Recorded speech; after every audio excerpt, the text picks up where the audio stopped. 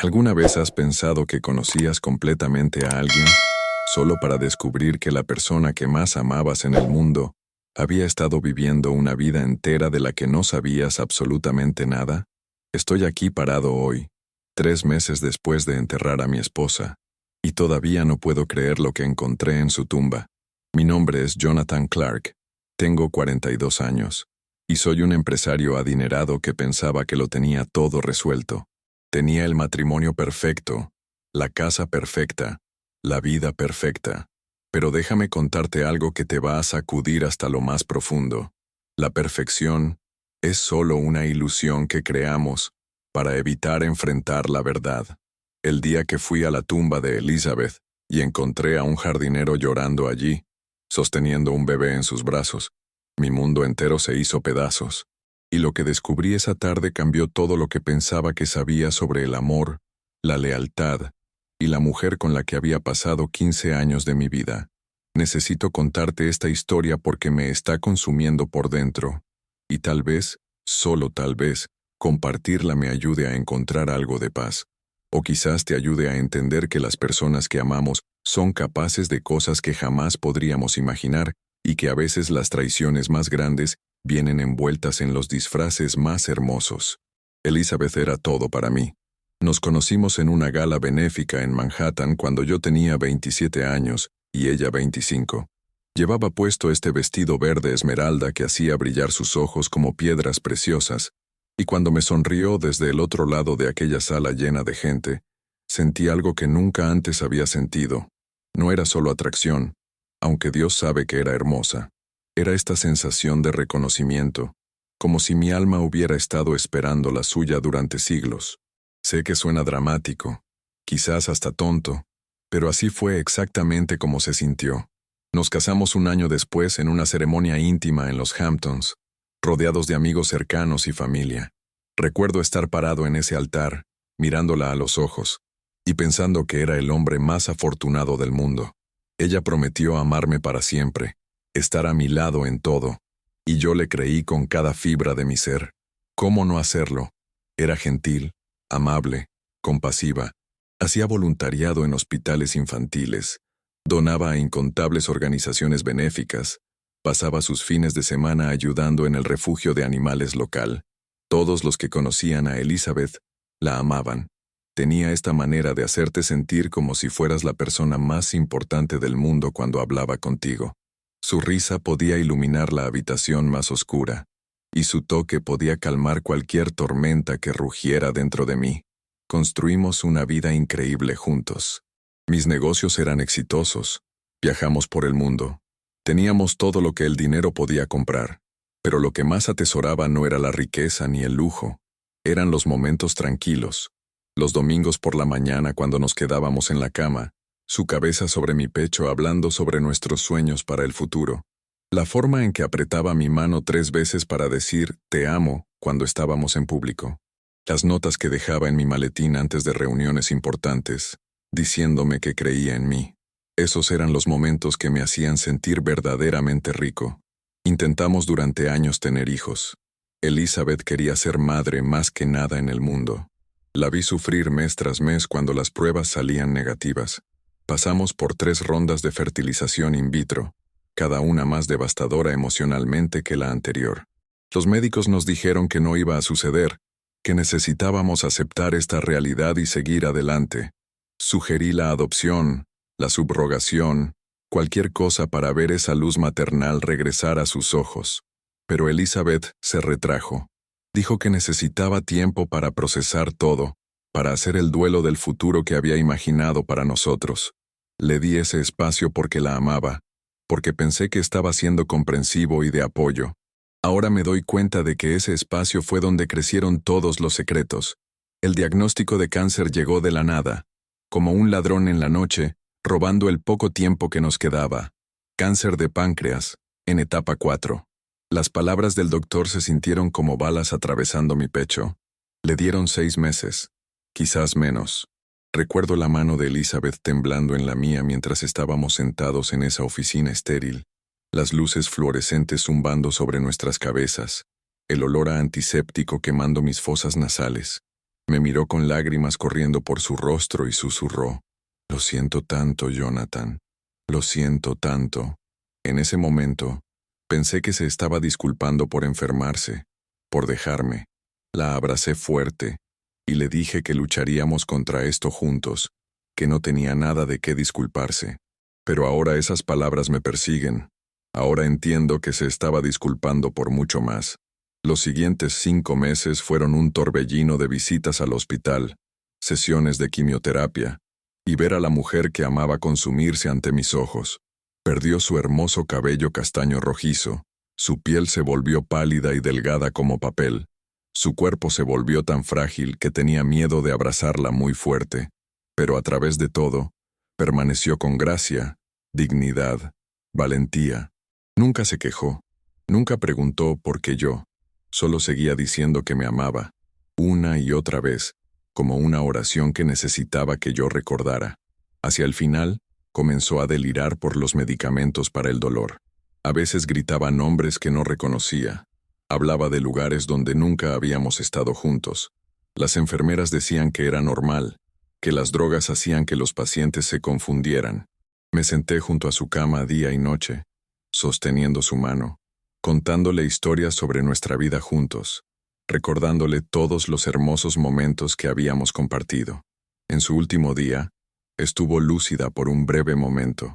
Me miró con esos ojos verdes, ahora nublados por el dolor y algo más que no podía identificar, y dijo: «Prométeme que me perdonarás, Jonathan. Prométeme que entenderás que te amé más que a nada, incluso si no parece ser así. Prométeme que encontrarás la felicidad de nuevo». Le prometí todo lo que me pidió porque le habría prometido la luna si la hubiera querido.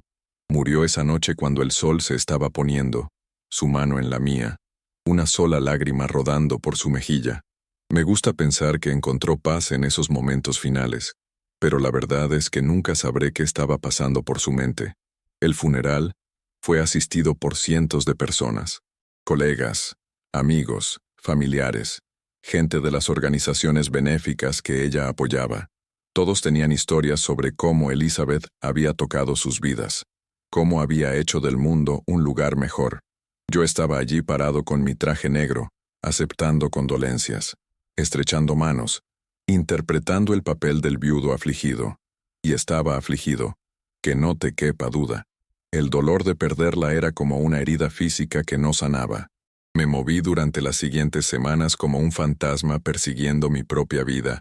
La casa se sentía vacía sin su risa, sin su presencia. Su ropa todavía colgaba en el armario, su perfume todavía estaba en el mostrador del baño, sus libros todavía estaban esparcidos por la sala exactamente donde los había dejado. No podía obligarme a mover nada. Era como si mantuviera todo en su lugar. Tal vez ella entraría por la puerta un día, y todo volvería a la normalidad. Me sumergí en el trabajo, tratando de escapar del dolor que me perseguía a donde fuera. Pero tarde en la noche, solo en nuestro dormitorio, la tristeza me alcanzaba y lloraba hasta que no quedaban lágrimas. ¿Alguna vez has amado a alguien tan completamente que perderlo se siente como perder una parte de ti mismo? Así era para mí. Elizabeth no era solo mi esposa, era mi mejor amiga, mi compañera, mi razón para trabajar tan duro para construir la vida que teníamos. Sin ella, nada parecía importar ya.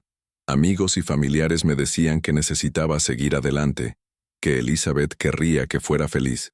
Pero ¿cómo sigues adelante de alguien que era tu mundo entero? Visité su tumba por primera vez 6 semanas después del funeral.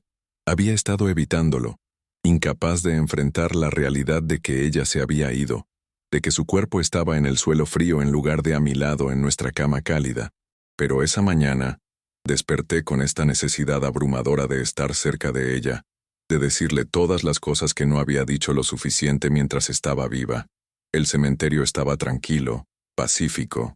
Era un hermoso día de primavera, el tipo de día que Elizabeth amaba. El sol brillaba, los pájaros cantaban, las flores florecían por todas partes. Encontré su lápida bajo un gran roble, exactamente donde había elegido que estuviera.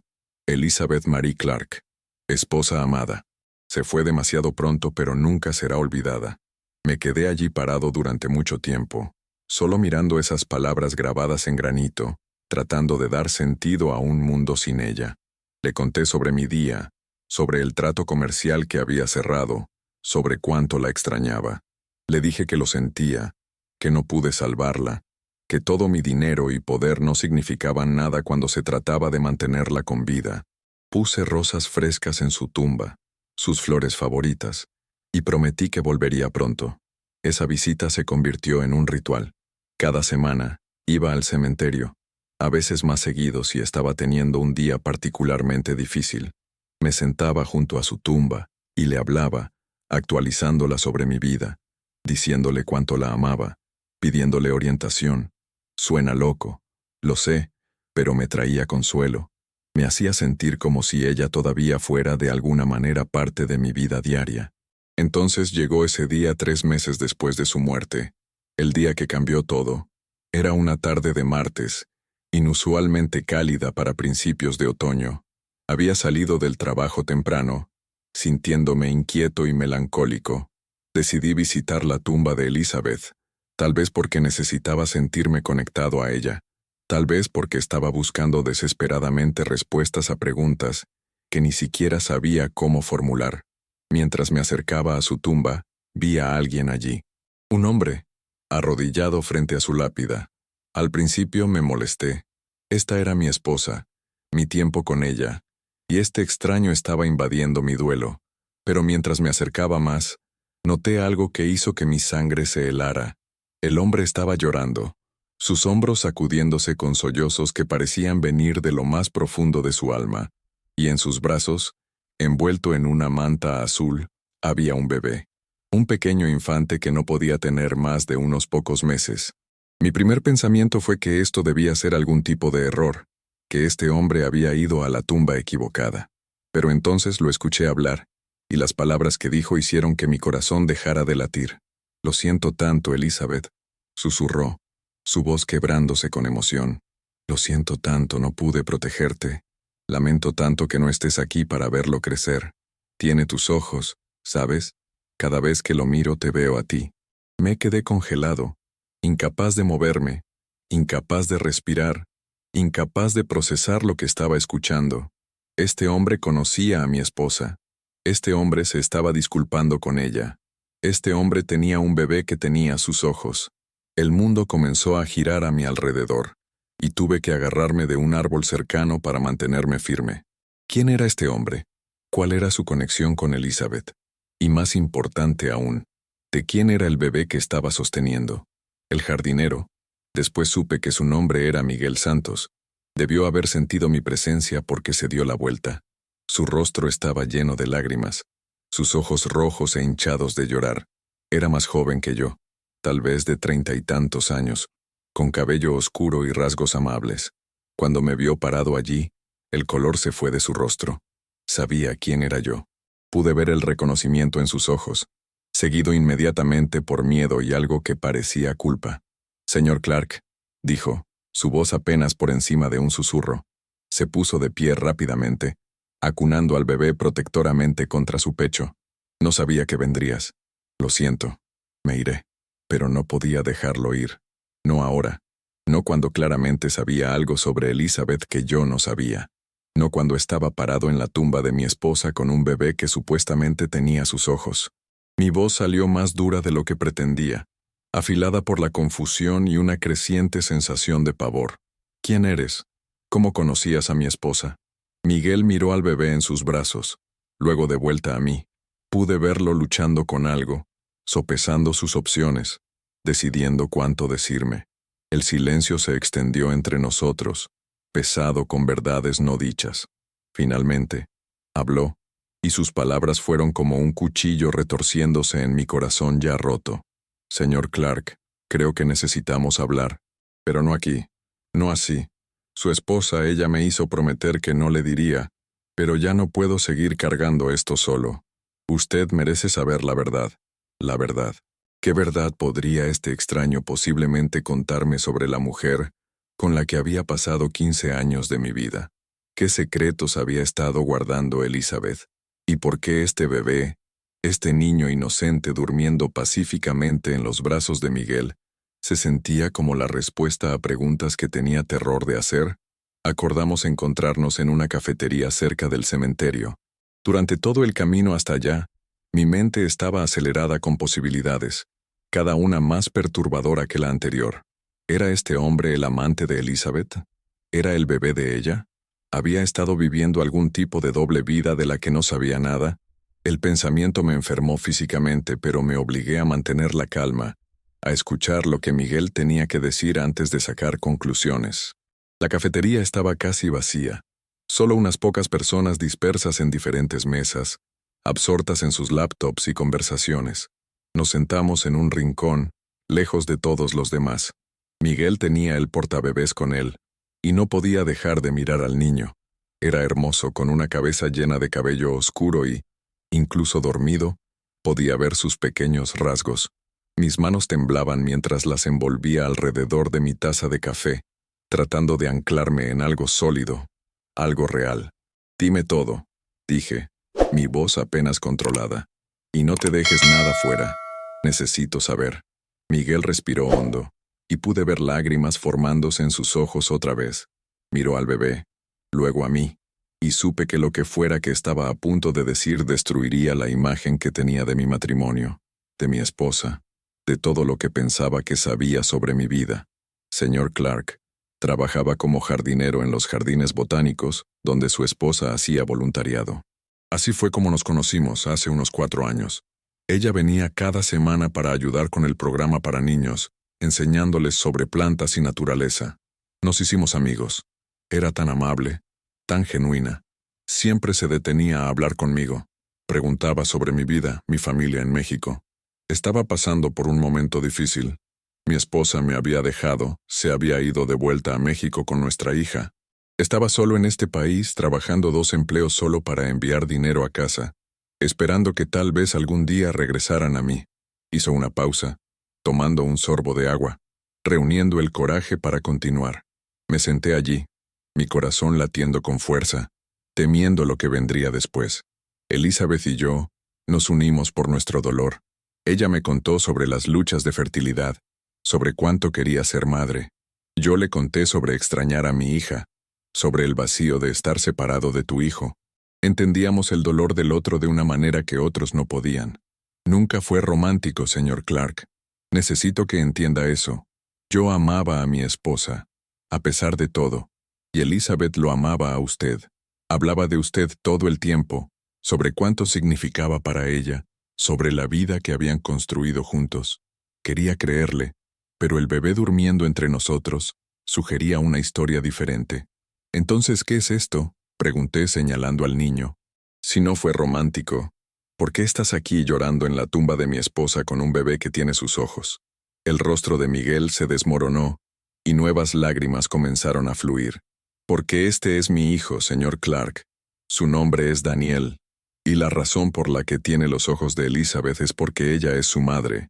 No biológicamente, pero en todas las formas que importan. Las palabras no tenían sentido. Elizabeth no podía tener hijos. Los doctores habían sido claros sobre eso. Y si de alguna manera hubiera quedado embarazada, lo habría sabido. No podría haber escondido un embarazo de mí. Vivíamos juntos. Dormíamos en la misma cama cada noche. A menos que, la realización me golpeó como un tren de carga.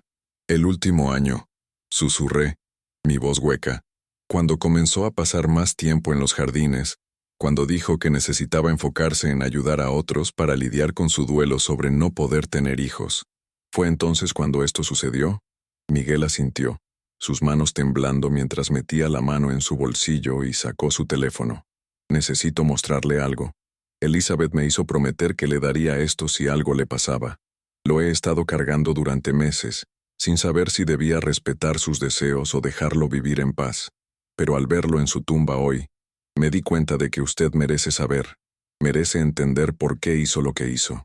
Me entregó el teléfono, y ahí en la pantalla había un video.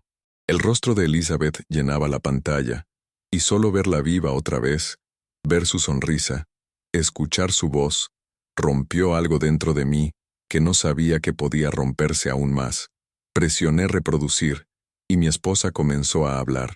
Mi querido Jonathan, Si estás viendo esto, significa que me he ido, y Miguel ha decidido que necesitas saber la verdad. Lo siento tanto, mi amor. Siento haberte ocultado esto, haberte mentido, haber creado toda una parte de mi vida de la que no sabías nada. Pero por favor, antes de juzgarme, antes de odiarme, déjame explicar. Su voz era firme, pero podía ver las lágrimas brillando en sus ojos. Esto había sido grabado recientemente, tal vez semanas antes de morir, porque se veía tan frágil, tan diferente de la mujer vibrante con la que me había casado. Hace aproximadamente 1 año y medio, Miguel vino a mí con un problema. Su ex esposa se había metido en problemas en México, problemas graves con gente peligrosa. Le suplicó que se llevara a su hija, que la mantuviera a salvo. Pero Miguel era indocumentado, Jonathan. No tenía estatus legal en este país, ninguna forma de traer oficialmente a su hija aquí, ninguna manera de protegerla si inmigración se enteraba de la situación. Estaba desesperado, aterrorizado de que algo le pasara a su pequeña. Escuché, mi mente dando vueltas, tratando de entender a dónde iba esto. Fue entonces cuando tomé una decisión que sabía que tal vez nunca me perdonarías. Usé nuestro dinero, nuestros recursos, tus conexiones, para ayudar a Miguel. Contraté abogados de inmigración, pagué por documentación, usé influencias a través de las organizaciones benéficas que apoyábamos. Tomó meses, pero logramos traer a su hija aquí de manera segura, inscribirla en la escuela, darle la protección que necesitaba. Miguel estaba tan agradecido, tan aliviado. Por primera vez en años, podía respirar sabiendo que su hija estaba a salvo. Elizabeth hizo una pausa, limpiando las lágrimas de sus mejillas. Pero entonces algo más sucedió, algo que ninguno de nosotros esperaba. La ex esposa de Miguel, María, quedó embarazada mientras todavía estaba en México. El padre era uno de los hombres peligrosos con los que se había involucrado, y cuando él se enteró de que estaba embarazada, no quiso tener nada que ver con ella. Estaba sola, asustada, y el embarazo era de alto riesgo. Los doctores allá dijeron que podría no sobrevivir el parto. Así que se comunicó con Miguel otra vez, suplicando ayuda. Los ojos de mi esposa miraron directamente a la cámara, directamente a mí. Jonathan, sé que lo que hice estuvo mal. Sé que debí haberte dicho, debí haber pedido tu permiso. Pero no podía. Sabía que dirías que no por las complicaciones legales, por el riesgo, porque no era nuestro problema para resolver. Pero no podía dejar que ese bebé muriera. No podía dejar que María muriera. Así que tomé otra decisión. Usé más de nuestro dinero para traer a María aquí en secreto, para conseguirle la atención médica que necesitaba. Te dije que estaba pasando tiempo en una clínica de fertilidad especializada, probando un tratamiento experimental más. Fuiste tan comprensivo, tan esperanzado, aunque sabía que todo era una mentira. Las piezas estaban comenzando a encajar, y la imagen que formaban era tanto desgarradora como enfurecedora. María dio a luz a Daniel hace 6 meses. Fue un parto difícil, justo como los médicos habían predicho, pero tanto la madre como el bebé sobrevivieron, gracias a la atención que pudimos proporcionar.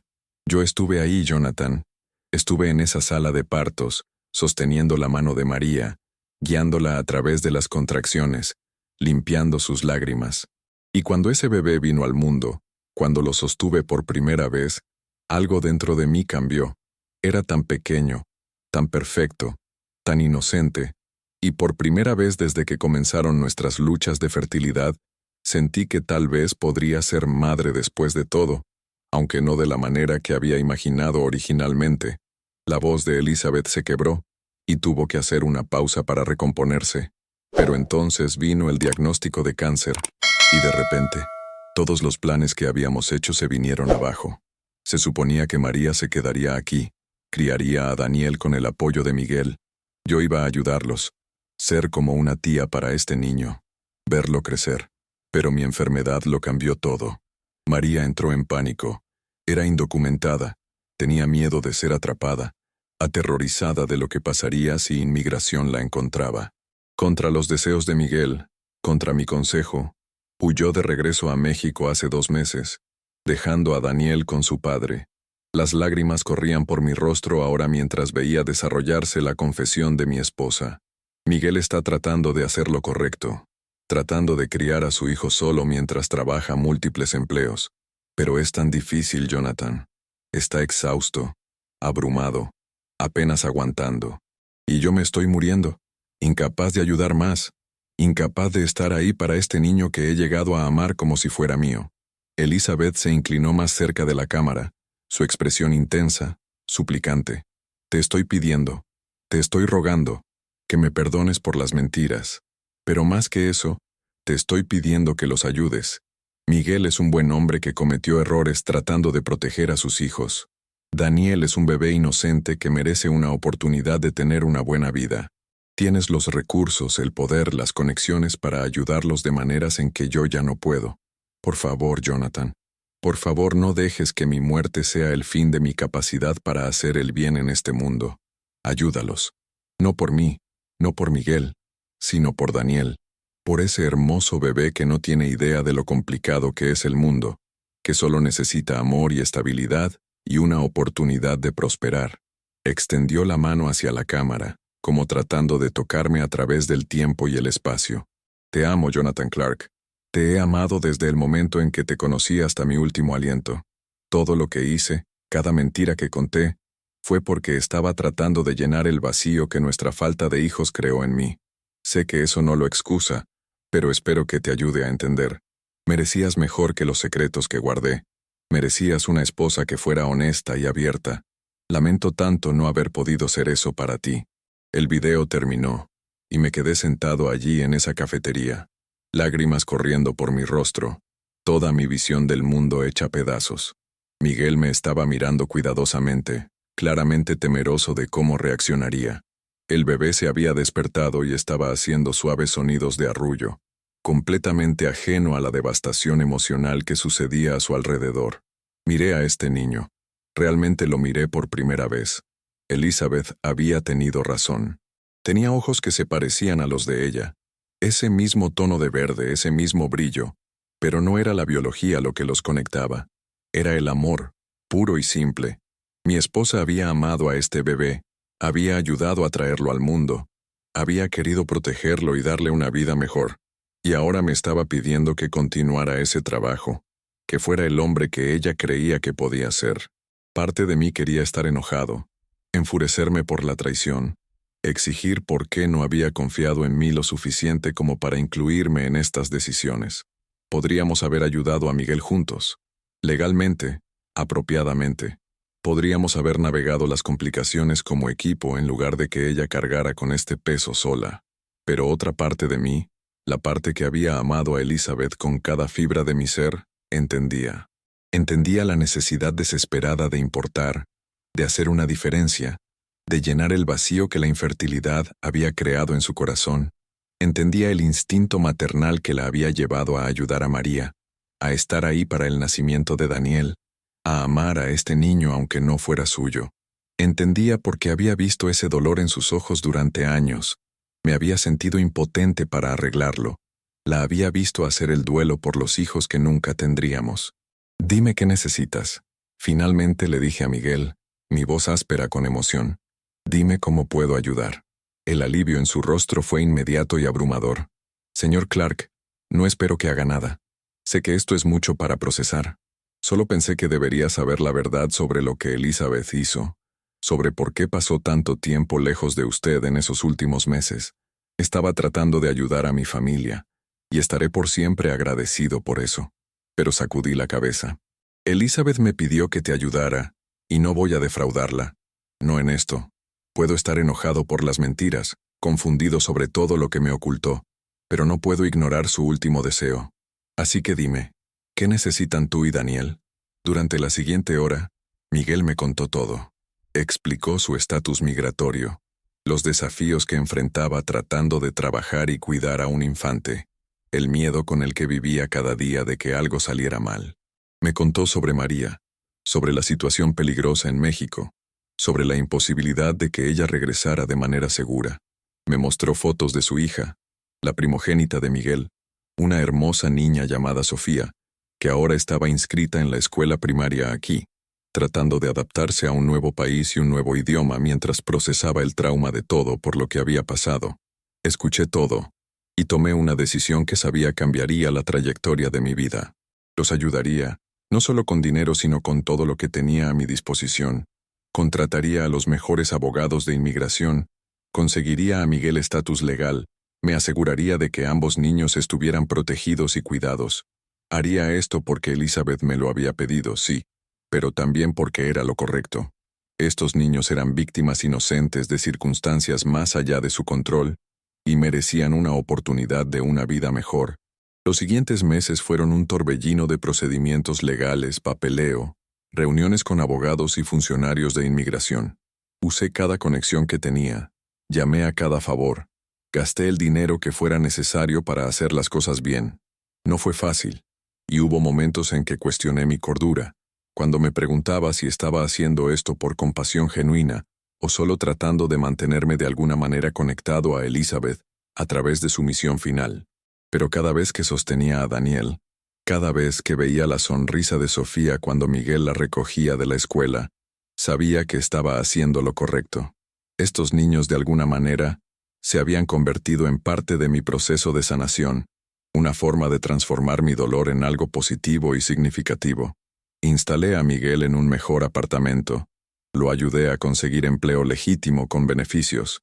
Me aseguré de que ambos niños tuvieran todo lo que necesitaban. Incluso comencé a pasar tiempo con ellos enseñándole matemáticas a Sofía, leyéndole cuentos antes de dormir a Daniel cuando Miguel tenía que trabajar hasta tarde. Se sentía extraño al principio, entrar en este papel que Elizabeth había tallado, pero gradualmente comenzó a sentirse natural, incluso necesario.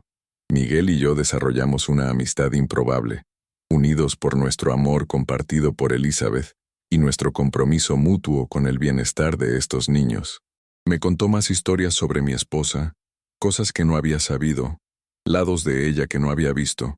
Había sido divertida con los niños en los jardines botánicos, inventando canciones tontas sobre plantas. Había sido feroz al abogar por la hija de Miguel, negándose a aceptar un no como respuesta de burócratas y funcionarios. Había sido tierna con María durante el embarazo, paciente y compasiva incluso cuando la situación se complicó. Escuchar estas historias dolía porque me recordaban todos los momentos que había perdido, todas las partes de la vida de Elizabeth que había mantenido ocultas de mí, pero también me ayudaron a entenderla mejor. Me ayudaron a ver que los secretos que guardó no se trataban de no amarme o no confiar en mí. Se trataban de su propia lucha por encontrar propósito y significado frente a su mayor decepción. No podía dar a luz a sus propios hijos, así que había vertido toda esa energía maternal en ayudar a otros, en proteger y nutrir a niños que la necesitaban. No fue una traición a nuestro matrimonio, fue una extensión del amor y la compasión que me habían hecho enamorarme de ella, en primer lugar. Una noche, unos 6 meses después de ese fatídico día en el cementerio, estaba sentado en el apartamento de Miguel, sosteniendo a Daniel mientras Sofía me mostraba su último proyecto de arte de la escuela. El bebé había crecido tanto, volviéndose más alerta e interactivo, su personalidad comenzando a brillar. Agarró mi dedo con su pequeña mano y me dio una sonrisa sin dientes, y algo dentro de mi pecho se abrió. Este niño, que no tenía conexión biológica conmigo, que representaba todas las complicaciones y secretos de la vida oculta de mi esposa, de alguna manera, había encontrado un camino a mi corazón, y en ese momento, entendí lo que Elizabeth había estado tratando de decirme en ese video. El amor no se trata solo de biología o lazos legales, se trata de presentarse, de importar, de elegir estar presente en la vida de alguien. Ella había elegido amar a Daniel y Sofía, luchar por ellos, usar su privilegio y recursos para darles una mejor oportunidad, y ahora me estaba pidiendo que hiciera esa misma elección. Me di cuenta de que ya lo había estado haciendo sin reconocerlo completamente. Estos niños se habían vuelto importantes para mí, su bienestar importaba, su futuro importaba, y tal vez, solo tal vez, estaban ayudando a llenar parte del vacío que la muerte de Elizabeth había dejado, no reemplazándola, nunca eso, pero dándome un propósito, una razón para seguir adelante, una forma de honrar su memoria continuando el trabajo que había comenzado. ¿Alguna vez has descubierto que lo que pensabas que te rompió en realidad ¿Te estaba haciendo completo de nuevo? Eso es en lo que se convirtió esta experiencia para mí. Sí, estaba enojado por las mentiras. Sí, me sentí traicionado por los secretos. Sí, cuestioné todo sobre mi matrimonio y si realmente había conocido a mi esposa. Pero también encontré sanación en lugares inesperados. Descubrí que el amor puede tomar formas que nunca anticipamos. Aprendí que la familia no siempre se trata de relaciones de sangre, sino sobre quién se presenta y hace el trabajo. Hoy, mientras te cuento esta historia, Daniel tiene casi 1 año. Está comenzando a caminar, balbuceando constantemente, trayendo alegría donde quiera que va. Sofía está prosperando en la escuela, su inglés mejorando cada día, sus pesadillas sobre los peligros en México volviéndose menos frecuentes. Miguel tiene estatus legal ahora, un trabajo estable, un futuro que realmente puede planificar sin miedo constante de deportación. Y yo, todavía estoy de luto por Elizabeth. Probablemente siempre lo estaré. Pero también estoy construyendo algo nuevo, algo de lo que ella estaría orgullosa. He establecido una fundación en su nombre, dedicada a ayudar a familias inmigrantes a navegar el sistema legal, a proporcionar recursos para niños atrapados en circunstancias complicadas. Trabajo con Miguel y su familia varias veces a la semana, no por obligación, sino porque genuinamente quiero ser parte de sus vidas. Todavía visito la tumba de Elizabeth cada semana, a veces con Miguel y los niños. Le cuento sobre lo que estamos logrando, sobre cómo su legado continúa haciendo una diferencia. La he perdonado por las mentiras porque ahora entiendo que estaba luchando batallas que no vi, cargando pesos que no la ayudé a soportar. Tal vez si hubiera sido más atento, más consciente, se habría sentido lo suficientemente segura como para incluirme en su misión. Tal vez si hubiera hecho más preguntas sobre por qué necesitaba tanto tiempo en los jardines botánicos, podríamos haber enfrentado estos desafíos juntos, pero no puedo cambiar el pasado. Solo puedo aprender de él y seguir adelante. El bebé que encontré ese día en el cementerio, sostenido en los brazos de un jardinero llorando, no fue el final de mi historia con Elizabeth. Fue el comienzo de un nuevo capítulo, uno donde su amor continúa expandiéndose hacia afuera, tocando vidas, cambiando futuros, creando esperanza en lugares donde solo había desesperación. Daniel crecerá sabiendo sobre Elizabeth, sobre la mujer que luchó para darle una oportunidad de vida incluso mientras ella misma se estaba muriendo. Sofía recordará a la amable señora que la ayudó a escapar del peligro y construir una nueva vida en un nuevo país. Y yo llevaré adelante la lección que mi esposa me enseñó en la muerte y que luchó por enseñarme en vida, que la verdadera riqueza no se mide en dinero o posesiones, sino en las vidas que tocamos y el amor que damos libremente, incluso cuando nos cuesta todo. Así que quiero preguntarte algo. ¿Alguna vez has pasado por una situación donde descubrir una verdad dolorosa en realidad te liberó? ¿Alguna vez has encontrado sanación en los lugares más inesperados? ¿Te ha pasado algo similar? Cuéntamelo en los comentarios porque me encantaría escuchar sobre tus experiencias con el perdón, con encontrar propósito después de la pérdida, con aprender a amar de nuevo de maneras que nunca esperaste. Y si esta historia tocó tu corazón, si te hizo pensar diferente sobre los secretos y el sacrificio y la naturaleza complicada del amor, por favor dale like a este video. Realmente ayuda a apoyar el canal y me permite seguir compartiendo estas historias profundamente personales con todos ustedes. Asegúrate de suscribirte a Lo que viví para más historias reales sobre los momentos más desafiantes de la vida y cómo encontramos la fuerza para superarlos.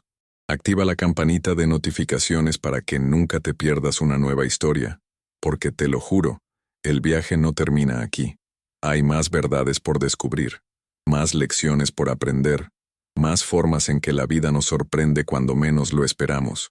Gracias por escuchar mi historia, por no juzgar demasiado duramente, por entender que a veces los actos más grandes de amor vienen envueltos en capas de complejidad que no podemos comprender completamente hasta que nos vemos obligados a mirar más profundo.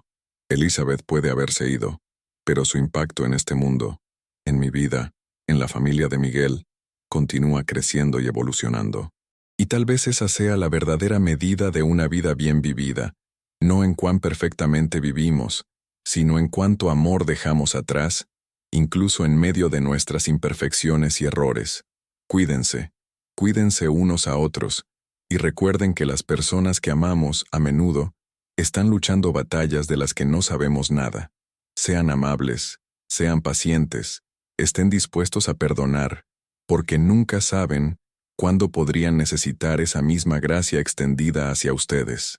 Imagínate, después de todo lo que pasé, encontré que el mayor regalo que Elizabeth me dejó no fueron los recuerdos de nuestro tiempo juntos, aunque los atesoro profundamente. Fue esta oportunidad de crecer, de expandir mi definición de amor y familia, de aprender que a veces las bendiciones más grandes vienen disfrazadas de las traiciones más dolorosas.